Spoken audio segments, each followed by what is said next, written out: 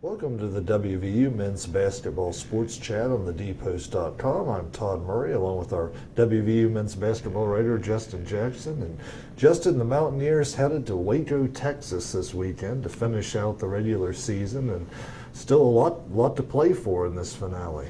Yeah, there's a lot of different scenarios that can still happen with West Virginia as they head into Baylor. A place that's been kind of tough for them in the past. They've won there one time, and it was on a Jawan Staten buzzer beater, kind of a reverse layup at the buzzer for the one game that they won at Baylor. So it's certainly not going to be any kind of easy win heading in there, and the ramifications. If they win the game, they lock up the number 2 seed for the Big 12 tournament, which starts the next week in Kansas City. And then if they lose, they have to kind of watch to see what happens in the Oklahoma game. Oklahoma plays TCU on Saturday, and if Oklahoma were to win and West Virginia were to lose, then they would be tied for second, and West Virginia would fall to that 3rd seed on account that Oklahoma swept West Virginia during the regular season. So the Sooners would have the tiebreaker there. And you say, well, West Virginia's never been higher than a 5 seed since joining the Big 12. So really, in either case, it's been one of their best seasons in the conference. But there is kind of a difference between a 2 and a 3 seed. The 3 seed, you're probably looking at maybe Iowa State in the first round, and to win a Big 12 title, you'd probably have to go through 3 ranked teams, as opposed to if you're a 2 seed, you kind of get to watch Texas Tech would probably play TCU in the first round. In fact, that matchup is already solidified.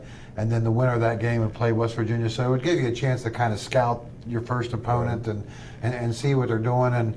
And certainly, Texas Tech would probably be favored there, but West Virginia has handled the Red Raiders twice already this season. So it would be a much better matchup for them if they were the 2 seed as opposed to a 3 seed.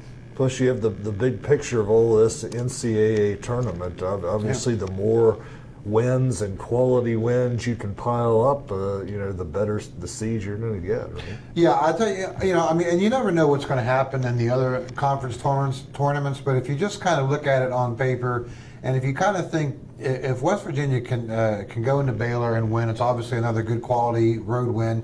And then, if they were to make a run and win the Big 12 tournament, you would really have to think that West Virginia would be in run for possibly a number one of the 4 number 1 seeds in the NCAA tournament. So they have a lot more to play for than just finishing second in the Big 12. I mean, they could possibly make a run at a number 1 seed in the NCAAs. Certainly at least a number 2 seed in the NCAAs, which is what they were in 2010 when they went on the Final Four run. So, they could, as far on a national scale, if they could finish strong and keep winning, they could certainly improve their standing quite a bit. Right. Obviously, this team has been resilient. If nothing else, they had to play without Jonathan Holton for a stretch and his suspension. They've had some injuries and so forth. It seems like nothing derails this team. Yeah, and Coach Huggins said after beating Texas Tech on Wednesday that this team competes. A couple weeks ago.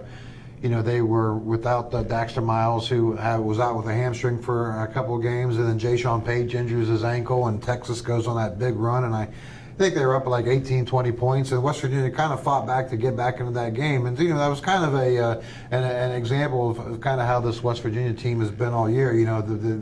The chips are down, and they're down a few players, and it looks like they might be down for the count. And they keep fighting back. So that's kind of been the way this team has been all year. They compete and they continue to fight, and I think that's one of the things that Coach Huggins really likes about this team. It's not the greatest 3-point shooting team. It's not the best shooting team. It's might not even be the best defensive team in the country. But they have a will to compete and a will to continue to get better. Right. Should be a very interesting month of March here for the Mountaineers. Justin, thank you for your time as always, and please continue to follow our WVU men's basketball coverage on the dpost.com.